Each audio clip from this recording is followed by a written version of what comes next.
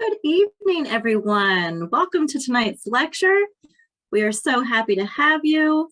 We are welcoming everyone into our Zoom webinar, waiting for us to get a critical mass before we get started. Hope everyone is doing well. Again, welcome. We're just letting everybody come into the Zoom webinar. We're so happy to have you with us tonight. I am going to, it looks like we've got a pretty good critical mass going. I'm going to turn our microphone over to our Executive Director at Hillwood, Kate Markert.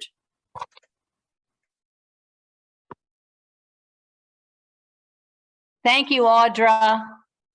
Good evening, and thank you all for joining us tonight.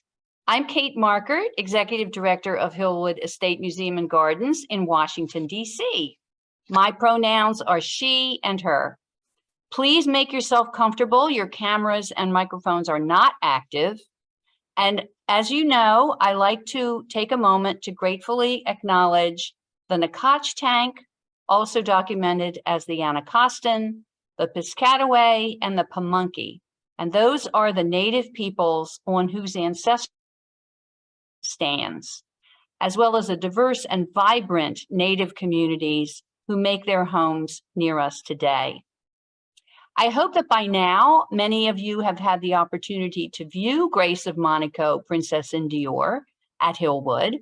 And I, of course, invite you to come back again, bring friends and family so that you can revisit these gorgeous clothes. Members at the contributor level and above can do this again on Thursday, this Thursday, October 20th, at the Fall Garden Party. If you're not yet a contributor member, I invite you to join today or upgrade your membership. Now, this weekend offers one of my very favorite things. It's not only the opportunity to explore Hillwood's gardens, but you can do it with your four-legged friends at our annual Spooky Pooch Halloween celebration. The costume contest, which is a perennial favorite, begins at 4 p.m. on the lunar lawn, and the weather is going to be absolutely fantastic this weekend. You owe it to yourself to experience this, whether or not you have a canine in tow. I hope to see you again next Tuesday, October 25th, for the final lecture in this series.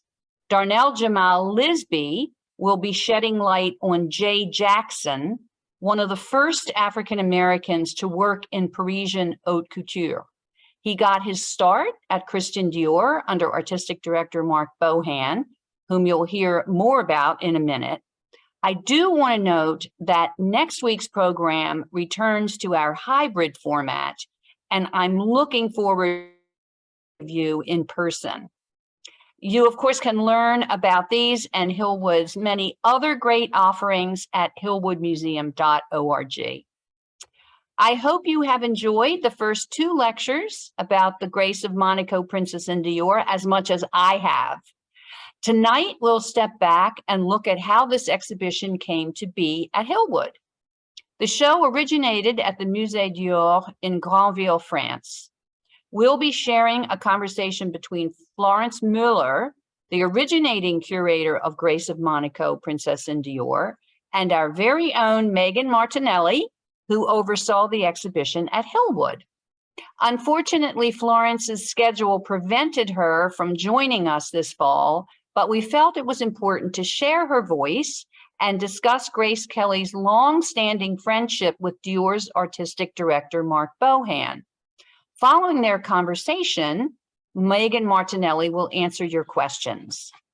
It's now my great pleasure to introduce the two scholars you'll be hearing from tonight. Florence Müller is an independent fashion historian and curator. She curated Carla Fernandez Casa de Moda, a Mexican fashion manifesto on display at the Denver Art Museum, Chapeau Dior, L'Art du Chapeau de Christian Dior à Stéphane Jones at the Christian Dior Museum in Granville, France, and Josephine Baker, An Extraordinary Destiny at the South Saint-Martin in Souillac, France. Many of you know Megan Martinelli already. She joined Hillwood in January 2018 and is the associate curator of apparel, jewelry, and accessories. In addition to her work on Grace of Monaco, Megan was the lead curator for last summer's Roaring Twenties Merriweather Post, and she also curated Mid-Century Master, the photography of Alfred Eisenstadt, in 2019. Prior to joining Hillwood, Megan was a research assistant at the Metropolitan Museum of Art's Costume Institute, where she assisted with exhibitions including China Through the Looking Glass and Manus Ex Machina, Fashion in an Age of Technology. Megan holds master degrees in historic textiles and costumes from the University of Rhode Island and a bachelor's degree in English literature from Providence College. One final reminder before I hand the floor to Megan and Florence. As always, please submit questions using the Q&A module as they cross your mind. Our moderator, Audra Kelly, will make sure we get to as many of them as we possibly can. Enjoy the presentation.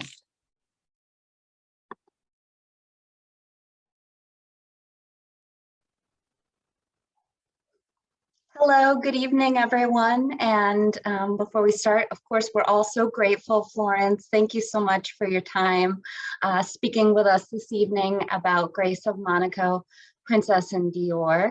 And so without further ado, Florence, most of us know you as an esteemed Christian Dior history scholar, and I'm sure many of our audience this evening has enjoyed your work, your phenomenal work on the exhibition, Christian Dior, Designer in Dreams, which a lot of people saw last year at the Brooklyn Museum. Can you share the origins of your role in this specific exhibition with the Musée Dior in Grandville? Oh, yes. It's a story that started many, many years ago when Jean-Paul Claverie, who is in charge of all the artistic and cultural projects in the LVMH group, reached out to me because he's in charge of the Présence Christian Dior in Grandville. And also he's managing all the summer exhibition in Grandville. Mm-hmm. And I was also working back then at one of the first retrospective on Dior that was in the Pushkin Museum. And it was really, with Grandville, it was the opportunity to work on a project related to Dior, but also to Christian Dior as a person, because this museum is a little bit like Hillwood. It's perhaps smaller, but it's a house. First of all, it's a house, and it's the family house of Christian Dior, where he spent his childhood and then his holidays later on in his life. Then, very important place for him as a source of inspiration. All his life, all his artistic life, he was referring to this home and to the beautiful years that he spent there, especially with his mother, gardening, reshaping the garden, really taking care of the beauty of this property. Wow. So I had an opportunity to visit just before 2020 turned sour for all of us, to see the first presentation and the remarkable work. And it was incredible to see Christian Dior's designs within his home, and to pass through the rose garden, for example, and see the Normandy sky. So thank you. So more specifically, why do you think Princess Grace turned to the house of Christian Dior as she was assembling her wardrobe as a Princess of Monaco? We know that she worked with a lot of 20th century designers, and even those from her earlier career as a Hollywood film star, but what was it with her relationship to the House of Dior? Yeah, it's true that before her engagement and wedding, she was mostly dressed by the very famous designers in Hollywood, like Edith Ed or Mrs. Rosie. And it's natural, you know, when you are an actress to be dressed. And I have to really say, to pay an homage to the couturier in Hollywood, because we're doing something absolutely marvelous, comparable to a French couturier. The difference is that Hollywood couturier is dressing up stars for the screen, for the movies. And it's a little bit a different purpose, because you have to really express the character that the actress is playing. There are a lot of intention in terms of really designing the personality of the character. The French couturier are more used to do dresses for the real life and for the need of real women. And I think Grace of Monaco went to the Christian Dior house really, I would say, in a very natural way. When she had to be dressed for her engagement at the Waldorf Astoria, I think she had the need of having something prestigious to wear, you know. And back then, it's very simple. The most prestigious designer, couturier in the world was Christian Dior. It's as simple as this, you know. Yes. He was, and I'm sure you know this, that he became, after the Second World War, the ambassador of the renewal of elegance, sophistication that had a little bit disappeared during the Second World War. And he has really rebuilt this notion of couture, very refined and born in Paris. Then his choice was the choice of something very prestigious. Her engagement ring was Cartier, again, a very prestigious name. And but beyond this choice, you know, that would emphasize, you know, this new position in her life of becoming a princess, there is also an encounter between the Dior style and her style. I think this encounter was just perfect. And after Christian Dior passed, and then she was dressed by Marc Bohan, this very strong link in terms of style, in terms of what you want to express with clothes, has been really pushed to the perfection. Wonderful. Yeah, these pieces in the exhibition, representative of her wardrobe and her work with Bohan, are so emblematic of who she was as a person. So with that in mind, can we talk a little bit about some of the more specific design traits of some of the princess's pieces? Of course, we know there was that exquisite, prestigious couture construction, like hidden snaps or just boning and support that you wouldn't notice initially.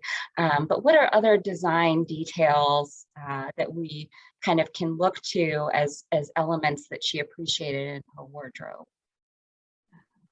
Of course, she was asking to Dior and Marc Bohan the very prestigious dresses that she needed for all the beautiful events that happen in the Principauté of Monaco. That was her job as a princess, to appear in really marvelous dresses. And it was one of the specialty of Dior, you know, and already during the time of Christian Dior, the house was very well known in the world as being able to do really a spectacular evening gown. One of the specialty of Dior was the red dress, and he was calling this the Trafalgar effect, you know, that when the idea is when you enter in a room, everybody would look at you, you are the center of attention. With Grace of Monaco, it's a little bit different because she's naturally the center of attention. You know, she's the princess and all the eyes are turned toward her. Then she doesn't need so much to have something super showy to attract the attention. Everybody is looking at her for sure. Then it means that she's not choosing the most extravagant dresses. And this is true not only for the evening gown, but also for the day wear. Right. There is another rule in a chateau, you know, like the Principauté of Monaco. And when you are a princess, there is the etiquette. The etiquette is the rule under which the whole palace is run. And it defines everything. It defines the life in the palace, and it defines the role of every people in the palace, the courtesans, and of course the way a ceremony, an event is set. And among these rules, there is this idea that the princess should have a kind of a reserve attitude. And for example, she's almost never showing too much skin. And Right. you can see it in the dresses that you have on view right now, this slide. You can see that there are always long sleeves. The décolleté is not very deep. Most of the time it goes to the neck. And it's a long evening gown, of course. What you can notice is, especially in the evening gown, orange and yellow, it's this attempt of choosing dresses, a kind of romantic, you know, can romanticize the idea of a princess. You have to remember that Grace of Monaco was dreaming millions of people around the world. She was, I'm sure, the most beautiful princess. Absolutely. And still, she's a reference for many princesses in the world, royalty or stars, you know, movie star or music stars. And she knew this, you know, and she was playing with this, that you have to make millions of young girls or women to dream about her elegance, and, you know, large skirts, flounces in the back, a belt, you know, with a nice bow around. You can also notice on this group of dress things around the neck. And this is interesting because it's a scarf and it floats, you know, around when she's moving, because most of the time she's arriving somewhere, you know, and climbing stairs or, you know, entering the room. And it's nice to have this sort of movement in the fabric. Yes, here it's more day wear. Right. And I think we did put this in a special group, the one on the left, correct? Yes. So this slide actually, to me, makes me think about what you were saying earlier, of course, higher up on the neckline, but face framing details. She had such a gorgeous magnetic face that I think was part of welcoming people in and drawing them into her as her role as a princess. So I think that for me, when I saw these, that was one thing that really struck me, and I'm glad to hear that you mentioned it too. So I was wondering if we could kind of mention the process for the princess as she moved forward in acquiring Dior pieces every season. Yes. And just to say one thing, I love the way you install the sunglasses. Oh, yes. Super chic. Thank you. the ways she was choosing. You know, she strangely for today's vision, she was not attending fashion shows. It was not okay for a princess to be seen, you know, among clients attending the fashion shows. Then she was mostly doing her choice through sketches that were sent to her. And yes, you have a very good example of this with this green evening gown and sketches with piece of fabric. And she could have the feeling of fabric. These sketches were with Marc Bohan. Marc Bohan was very involved in this choice. It's very interesting to say because he was not so much involved with all the clients. And I had the chance to interview him for this exhibition in his property in Burgundy. And he said, yes, I was looking, Madame Agnès was the salesperson, but he was looking before at the choice and he was, you know, doing modification. And then the sketches would be sent to the princess. She would look at them and she would do her final choice. Many sketches that were sent to her were from the collection, but also sometimes there was a special design, like the engagement dress. It was a special design. Right. Great. So can you talk more about her friendship and collaboration with Bohan? Because I think that's a great kind of transition as you were talking about having the opportunity to interview him.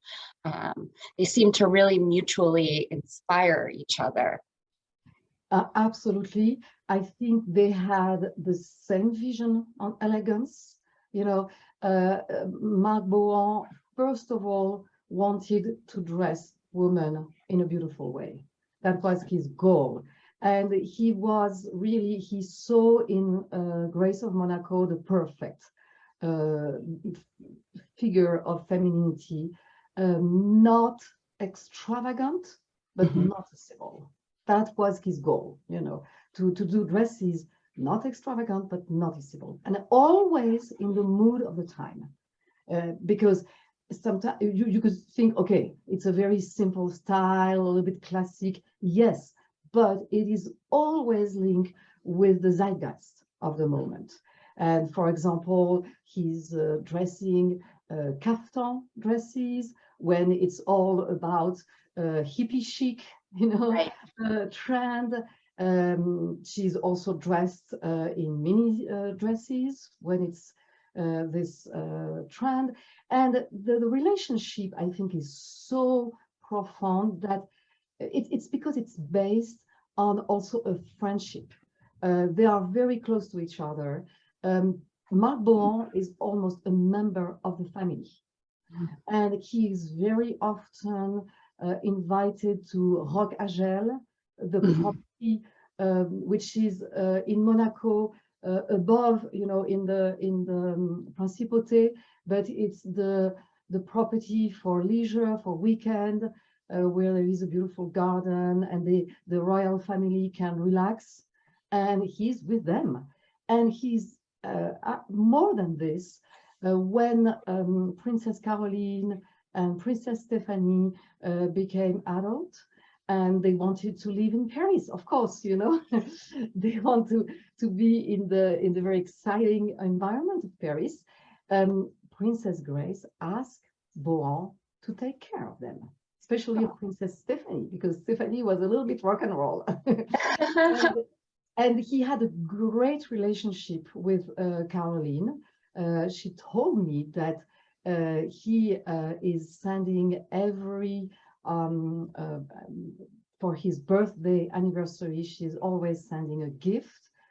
And back then in the end of the 70s, 80s, he's very often the cavalier of Caroline of Monaco. He goes with her in events, balls, and they are very often seen together, and it's why you have this glamorous photo showing them together. Yes, he's a friend, first of all. Yeah, and I think that really comes through, especially with some of these daytime pieces in the exhibition. Bohan was able to understand Princess Grace's lifestyle from day to day, not just for the beautiful balls and galas. There really is a personal connection apparent that you were mentioning. Another question kind of coming off of that, Princess Grace was really practical in her wardrobe, just like our founder, Marjorie Post, was. Princess Grace seemed very fearless in repeating her outfits.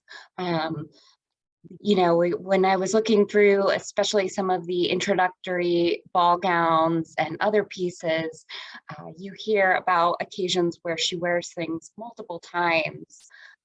What more can you tell us about her practice? Yes, it's true. As you say, she has a very practical vision on her wardrobe.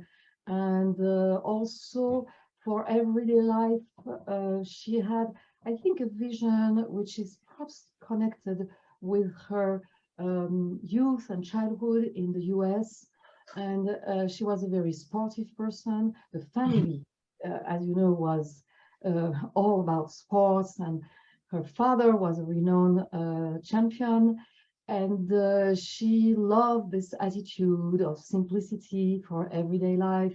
She was wearing turtleneck, trousers, and things like that. And of course, she was not wearing Dior when she was just among her family for everyday life. And the slide that we have seen right before was showing these suits that she was wearing. For example, the one on the left side, the green one with the hats and the glasses. She wore it for a charity event in Monaco. I love the orange brick dress also. Right after that, it's a beautiful cut. You can see how Marc Bohan is a master of the cut. You know, it's very simple, but it's perfect. The suit right after that is similar to the suit that she was wearing for the inauguration of the Baby Dior boutique in Avenue Montaigne in '67. And this was an event, you know, that was covered by all the journalists. And she had, you know, a very perfectly shaped suit with a beautiful hat. But you can see also next to this that she's also wearing pants and tunic. This black ensemble is a tunic and a pants, and you can see that she was also loving something comfortable, you know, in which she can move. You have a lot of this in also more formal dress. She wanted to have, you know, her comfort, and it was chic, but never you know, too cold. I mean, yes, there was a kind of softness in the shapes and the fabric as well. Yes, we all kind of always say when we look at that black ensemble, the tunic, silk, quilted trousers, that's the ideal, like wearing on a long flight and then coming off and looking fantastic, and you're so comfortable. But yes, it's completely in the mood of today. This pajama, you would say pajama. Exactly. It's amazing. So part of her, I think, her ability to kind of rewear these special pieces, I think, were the elaborate hairstyles that she developed with her stylist, Alexandre de Paris.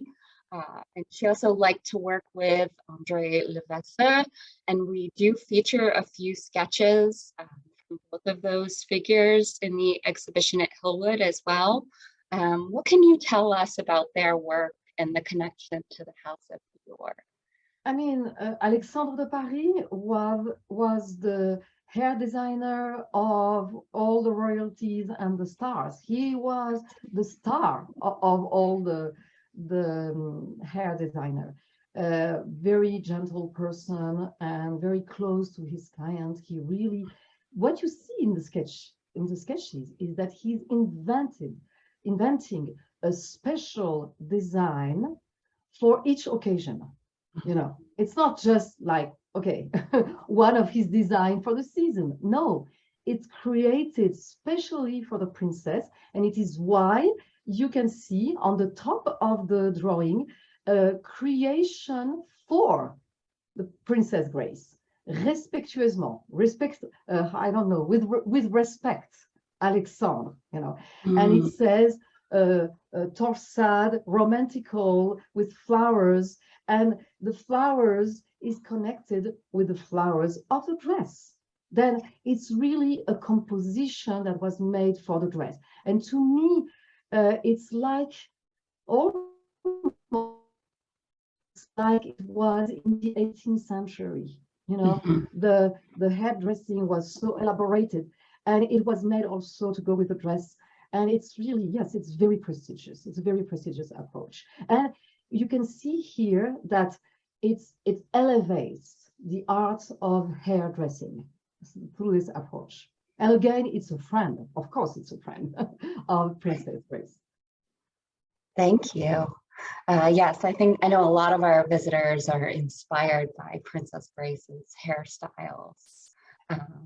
So a next component in this exhibition is the importance of fragrance to the legacy of the house and the special connection of the palace and Monaco via Serge Hefler-Louche, the president of Christian Dior Perfumes.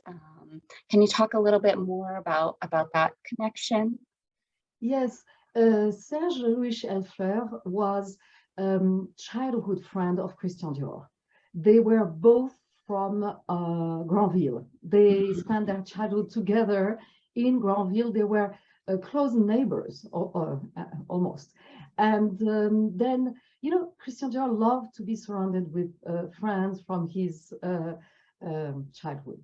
And Serge Hefler-Louis, when Christian Dior was a beginner and was working with other, you know, couture houses in Paris, he was the president of Coty, you know. And then he was trained in the business of perfume.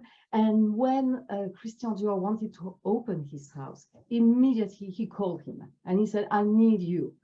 And what is absolutely amazing is that they started to work on the perfume, even though the house was not yet open, which is very rare in the history.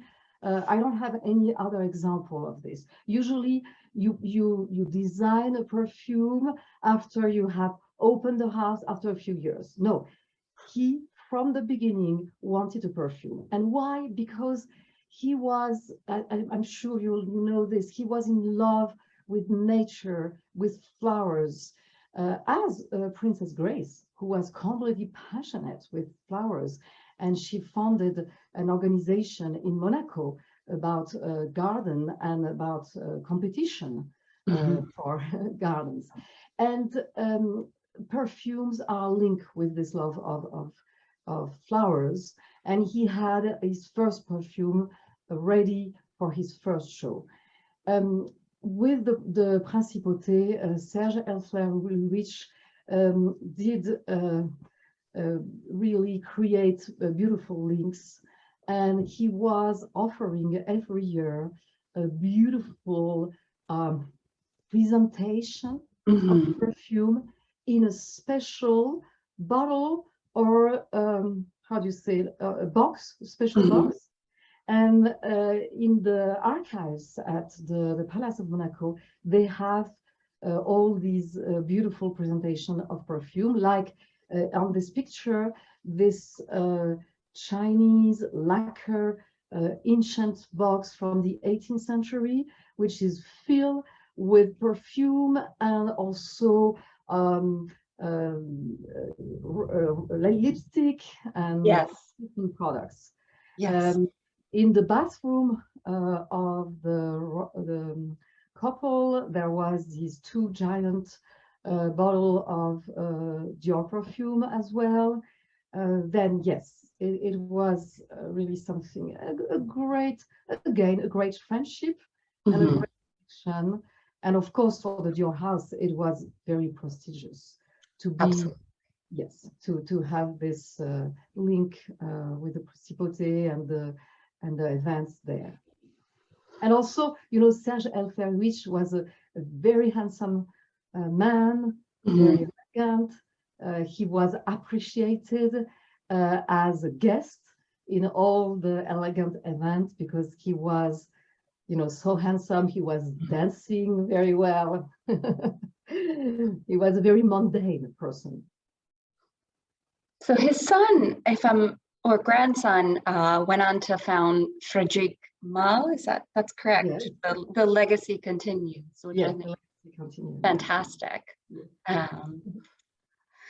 So the next question is a little bit predictable, but I was wondering if you are aware of whether or not Princess Grace had any specific favorites from these Christian Dior pieces. And I think that we all can appreciate that she loved her Christian Dior pieces and wore them again and was proud to be photographed and featured in them. But was there any piece that you heard of that Princess Grace especially loved? You know, I first of all, it's true that Dior was her favorite couturier because she had other couturier in her wardrobe, but it's the majority of the wardrobe is Dior by far, you know. Let's say the pink dress, you know, 1970 in the middle is one of her favorites. I think it represents her very well. The one on the right side with the floral embroidery is also very typical of what she liked. It's the pink dress in the middle with this cape. Let's say that this type of cape, she had other ensemble similar to this one, because, you know, with a cape like this, again, you can enter in an event in a beautiful manner. I think what is typical is that she is wearing again and again her dresses. She never wears a piece only once. This is important to say to you know, to people of today. You know, Absolutely. she was very cautious about her let's say collection wardrobe. And it was not just fantasy that she was buying and then throwing away like many people are doing today. No, she was really looking at this as piece of art, as really something that you have to cherish. It's haute couture pieces, it's very precious. And she was wearing them again and again, sometimes several years after. Right. And I like this very much, you know. It's something that I saw when I studied the wardrobe of Marie Antoinette. Marie Antoinette, you know, was shown as a very superficial queen. And when you look at her wardrobe, it was not exactly this. You know, she was wearing again and again dresses because, yes, it's work of art. You know, it's something very precious, and it's beautiful to see how they have been kept in the Palace of Monaco, in a beautiful storage where there is a lady who's taking care of it. It's in perfect shape. We had no repair to do to set the exhibition. I'm sure you too. No, I saw a few very minuscule, perfectly done, tiny repairs, beautiful stitch work on like one or two pieces, and that just blew me away. The care that was taken in preserving the wardrobe. Yes. And we have to pay homage to Prince Albert, who has really had this will of keeping the legacy of her mother through diverse you know, activity. But this one is a very important one, you know, to keep the wardrobe, because it's a way to really show how elegant she was, not only with pictures, but also with the real dresses. Absolutely. And in a way, keeping her legacy alive, but also inspiring further generations to treat their clothes with care and rewear and find special pieces and move forward without as much waste, and just an appreciation for what fashion and garments and clothing can tell you about your personality. It's exactly what I think. We should buy less. Absolutely. And, yes, and keep what we are buying more, and cherish what you are wearing. I agree. So is there any particular piece that was particularly impressive to you as a fashion historian and Christian Dior scholar that you worked on within this project? Yes, I mean, there are many pieces that I love, but among the one that you are exhibiting, I love the mini dresses. And the two, there are two blue mini dresses that I really love, one with embroideries that she's wearing for a movie that was filmed to show, the beauty of her life, to really, yes, show this dream of Monaco, this dress, yes, absolutely. Yes. And there is another one in velvet that she wore for the 101 anniversary of the Principauté. It's a blue velvet dress. Right. Yes, that is for me very modern. You can wear it immediately today. It looks very simple, but it is exactly the type of dress that is typical of haute couture. Everything is in the cut, is in the proportion, the way it is shaped, the way it fits the body, and show your body in a beautiful manner. And you have this also in the exhibition. And of course, I love, it's a completely different thing, but I love, I mean, personally, I would love to wear the pajamas that you have on the right side of the picture. Absolutely. This is exquisite. For me, it's really so chic. This large pajamas, again, very today, with a tunic. And on the picture, she's wearing it with a ostrich feather boa scarf. And I think it gives, it's the beginning of the 70s, and there is this whole vision of the 30s and of the stars of the 30s, like Greta Garbo, and many designers are inspired by the movies of this time. Then, yeah, it's so glamorous, I think. I think we all agree with the silk butterfly print that we're looking, the pajamas you're mentioning. Those would be fabulous to wear. I know my executive director loves that ensemble too. And I love how Marc Bohan is constantly referencing the past. So those feel like, 1920s, 1930s beach pajamas, but more elegant movie star moment with the wide trousers. And there is another, connection with the past in this group. It's the diorama dress in the middle, the black one. The name of the dress, because all the dresses had names, and it was Christian Dior who started this, and it's an homage to the diorama of Christian Dior. Then it's 65, but it is calling the time of Christian Dior, the 50s. It absolutely is. And I think there's a diorama scent as well. Absolutely. Very important. Yes. Yes. But for the Principauté, the house was offering mostly Diorissimo. Yes. And also eau de Cologne as well. And did Princess Grace wear the Diorissimo or Miss Dior or any of the scents herself? Yes. Do we know? Yes, absolutely, yes. Certainly. Yes. And as I said, the bathroom was full of not only the real perfume bottles, but also display bottles, of big size that are just decorative and not, yes, absolutely.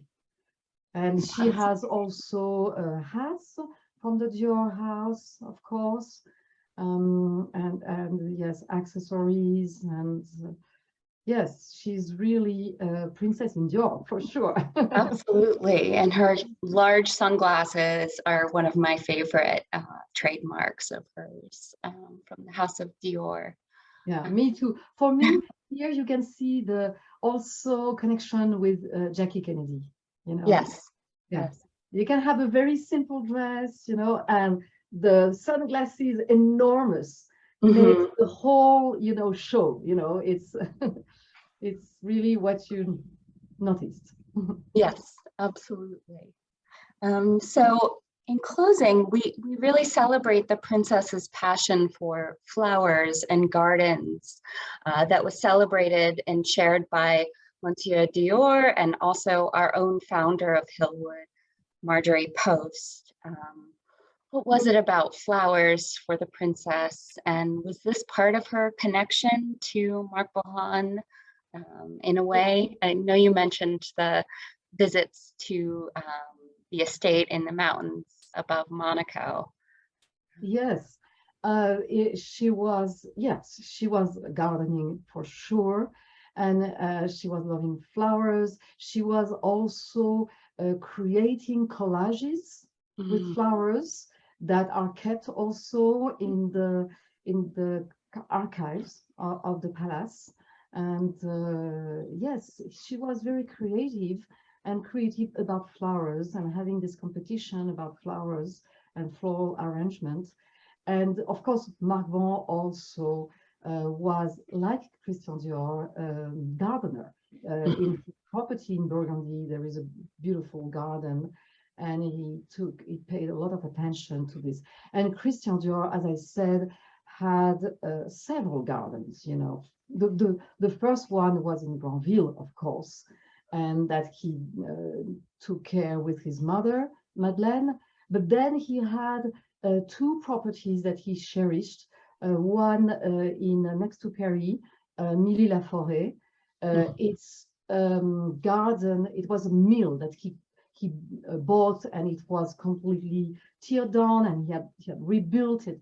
But he had also created a garden from the scratch. There was nothing around, and it was a work of art. And you can see pictures showing Christian Dior with his gardener and really working on it himself, you know.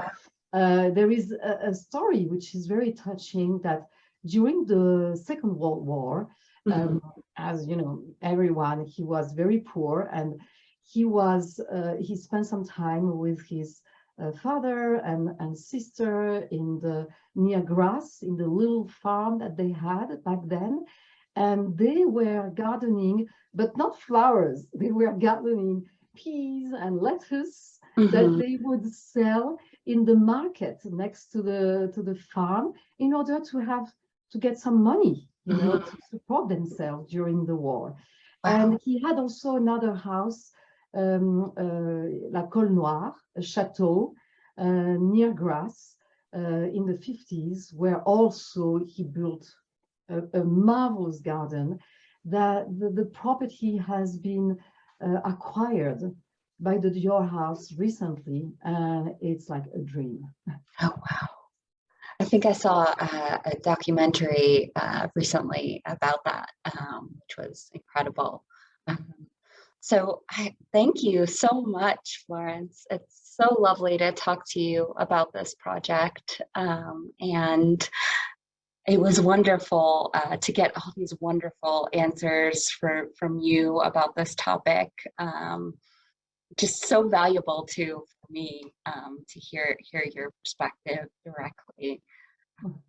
Oh, and I'm very happy to have shared all these stories with you, and congratulations for the beautiful display in Hillwood. It's really marvelous. Thank you. I hope you'll let us know if you're in the area before we close on January 8th of 2023. I really hope to come in person and to see. I would love that. Yeah.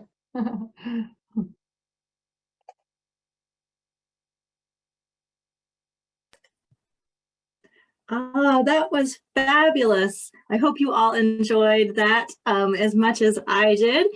My name's Audra Kelly. I'm Director of Interpretation here at Hillwood, and I'm so excited to be welcoming onto the screen Megan Martinelli, the curator who made this show happen here at Hillwood, so beautifully expressed, and what a wonderful conversation.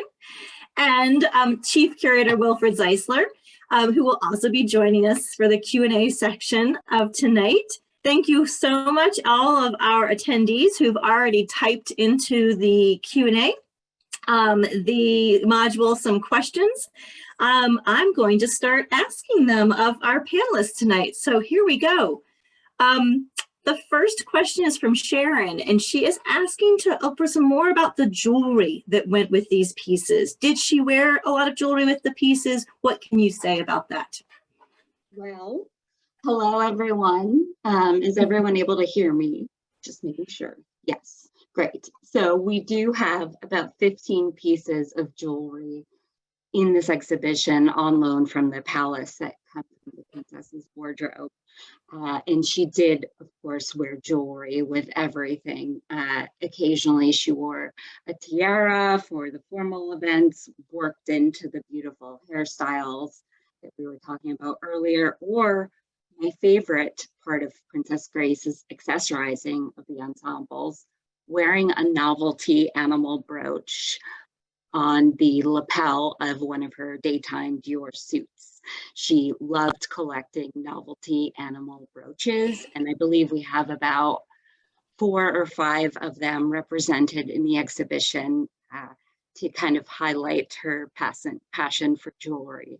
So yeah, she was always wearing beautiful jewelry, especially Van Cleef and Arpels, her favorite designers. Oh, excellent. Thank you. Great question. Chris, yeah, it was. We've got some really wonderful ones coming up. And again, folks, type your questions into the Q&A module and we'll get through as many as we can tonight. Christine asks, did Princess Caroline or Princess Stephanie ever wear any of their mother's dresses or gowns? Well, I am not 100% sure about that, but that is a wonderful question. I'm pretty sure that they did not wear most of the pieces that you see in this exhibition, that they were kept and preserved as the wardrobe of Princess Grace, who many of you probably know. She passed away sadly in 1982. And I know that her wardrobe was kind of shut down and kept private. And then later in the 1980s, Marc Bohan, who was a creative director at Christian Dior, was invited by the prince to look at the wardrobe. And I think that's when he made the connection, had the realization that his whole career was represented within the wardrobe. So I also know, based on also what we've discussed just moments ago with Florence, that Caroline and Stephanie were themselves Dior clients. So in a way, they kind of had their own perspective that would have led them to perhaps not borrow their mother's clothing. Yeah. Oh. Christine asks another question. She's talking about the dress that, or referencing the dress that Princess Grace wore to Diana Spencer's wedding to Prince Charles, commenting that in her view, it's rather casual. If you want to comment on that observation, chime in on what your feelings are about that, Megan, and any insights that you might have into the rationale for matching that outfit with that event.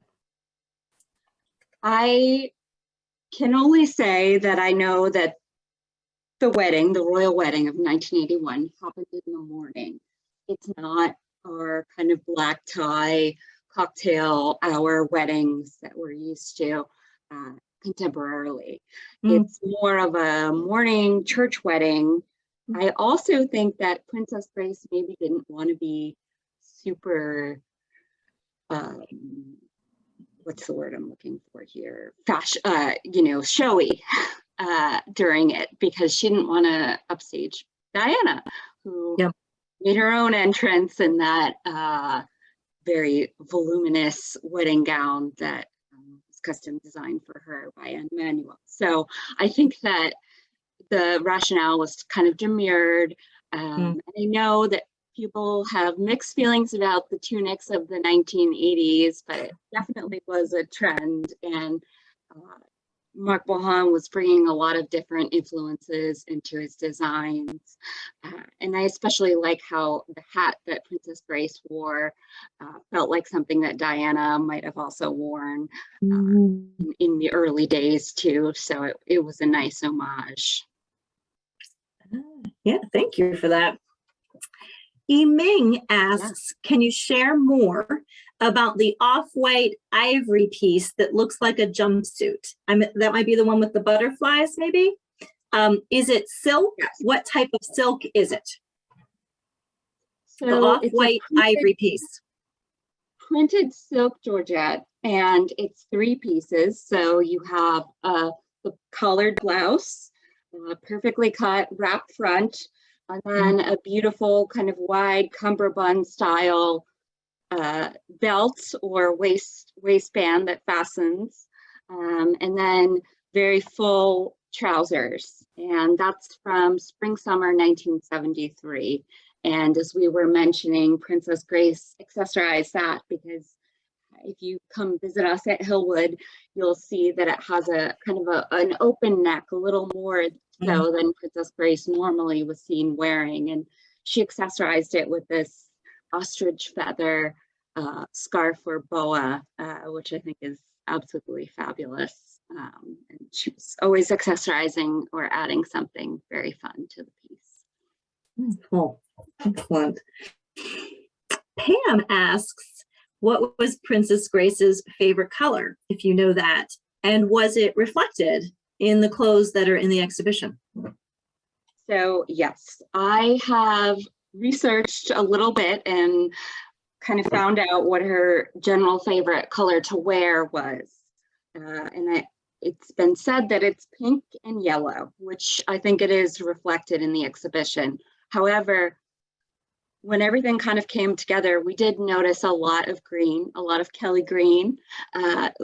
When presented with a choice from the House of Dior, for example, for a suit that I think is from the spring summer 1972 collection, we have the croquis in our sketch wall.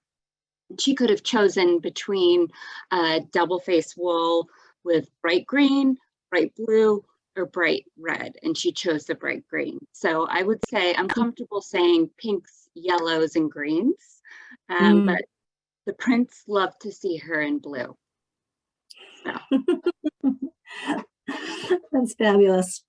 Nahawi asks, why did you choose to bring the collection or an exhibition to Hillwood? How did that come about?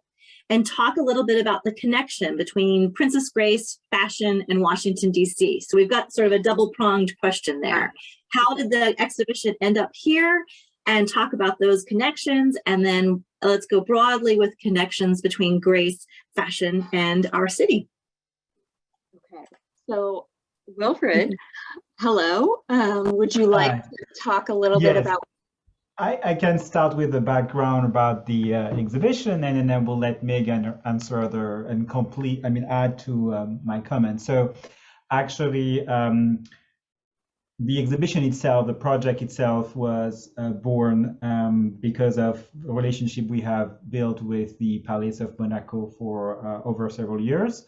And so everything started in 2018 when we borrowed from the Prince collection of Imperial Fabergé Easter egg for our own Fabergé exhibitions. And so it was the first time we worked together. And so the staff from the palace was so happy with the setting here at Hillwood, and they thought that there was such a strong connection regarding, Marjorie Post's love for fashion and jewelry, but also for flowers and gardening.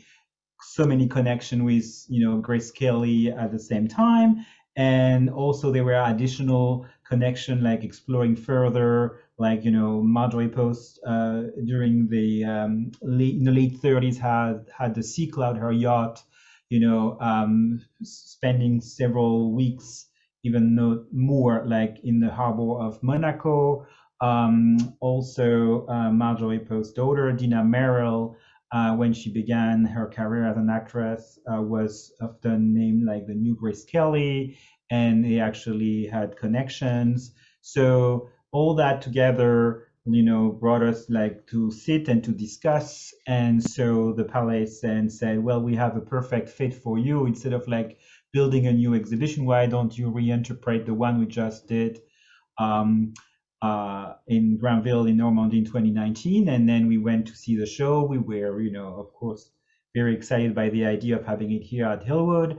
And then Megan went too, and she went into an adventure through French strikes and pre-COVID, beginning of the COVID, adventure in January 2020. And then the exhibition was postponed a little bit because of the pandemic, but now it's here, and we are very happy about it. It's a wonderful continuation of a great relationship we have built with Monaco and the Palace. And then I will let Megan give a little bit more of, explanation about, the exhibition itself and like the connection to fashion in DC. Well, I think that Princess Grace, a lot of her identity rested with what she wore and how she presented herself as a princess on the international, almost diplomatic stage. So I think that it's useful almost to showcase some of these dresses, because she was in a way a representative of the Principality of Monaco. So it was important for her to be comfortable and to also use her apparel to convey respect. You can't be very friendly if you're not comfortable, for instance. So I think that's why she turned to the craftsmanship of Dior. So I think a lot of conversations that I've had, we've had amazing visitorship from different communities within DC, and they've all been very impressed with her kind of command of her image and how that can reflect in the kind of diplomatic work she's doing as a representative of the Principality. Part of that is coming in through her role as a former Hollywood film star, so she's leveraging those connections. And I really think that it's a great example of presenting your image and being mindful of that. So for me, I think beyond what Wilfred said, which is amazing, in terms of connecting her to today's DC women, people can be kind of thoughtful about their wardrobe the way that she was. Oh, thank you both. Those were great answers. You always realize that, the journey of an exhibition to a museum is a story is an exhibition unto itself usually, and a fascinating one at that. We have a question here asking for some thoughts about comparing the two different relationships. One, the relationship between Princess Grace and Dior, and comparing that to anything that you might know about Princess Caroline's ties to Chanel and Karl Lagerfeld. Well, I can tell you I have not studied a lot of Lagerfeld Chanel. Unfortunately, he's later than our collection here at Hillwood. But I'm very sorry. I know there's a big Lagerfeld show coming up at the Met this spring, so maybe we'll learn a little more. But yeah, that wasn't something I dove into, but I think that's a great question, and I'm hoping that the answer will kind of be revealed by some of my colleagues' work at the Met. Exactly. We'll look forward to that. We can always learn more. We have another question coming in about, this is sort of that how museums do what they do. Talk about the process of choosing which pieces went in the exhibition, and then anything about what the experience was like to bring them over from Monaco to all the way to DC. Well, I will say that choosing was difficult because the original exhibition that Florence presented back in 2019 featured 80 costumes. And I don't know if you have been to Hillwood, you'll know that we have our beautiful Adirondack gallery, but we just cannot have 80 costumes in that space. So I cut it in half, which was hard.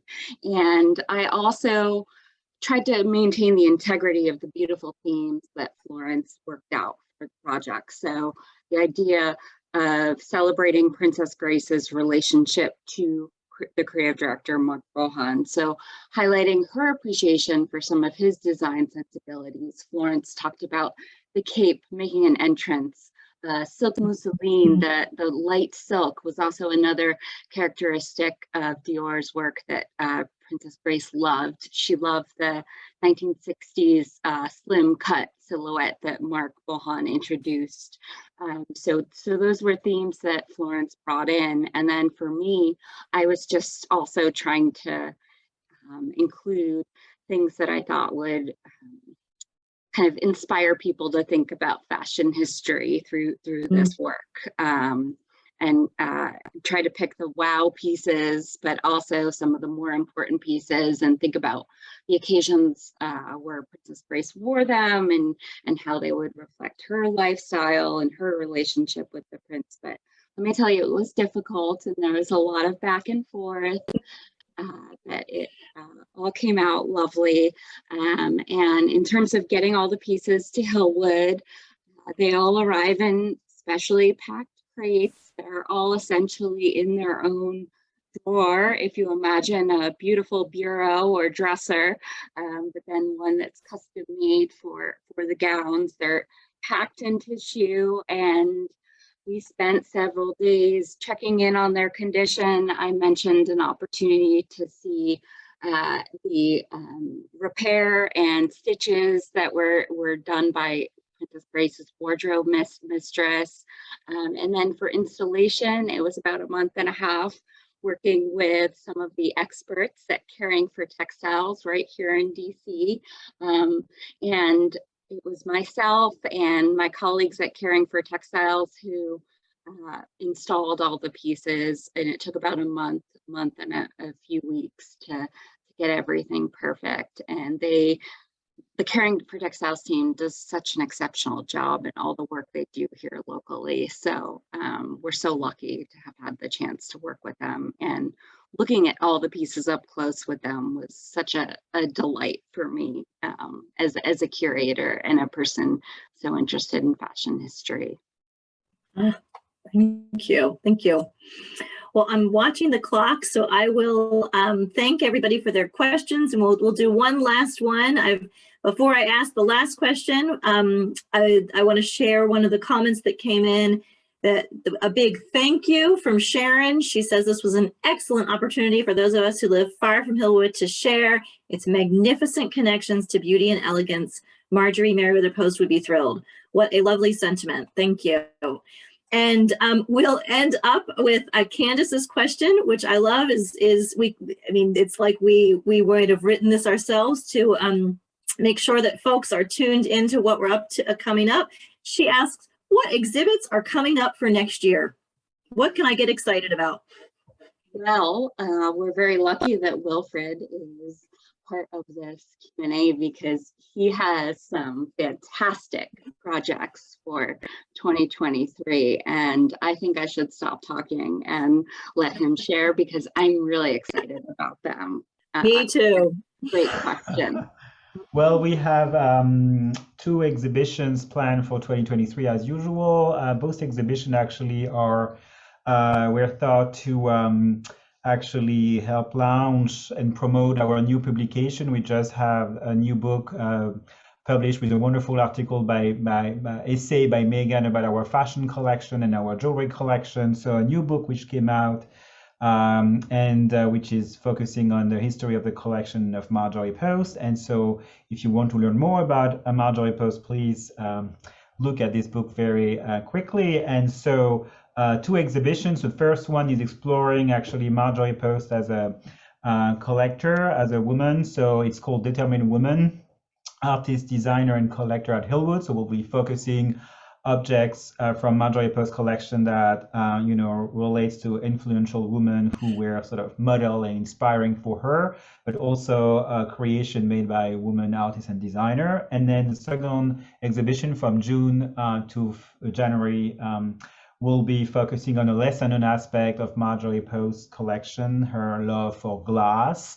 And so we'll have a very large display of glass from our collection, but also wonderful loans by amazing contemporary artists we are working with. So please come and visit us next year for our 2 beautiful exhibitions.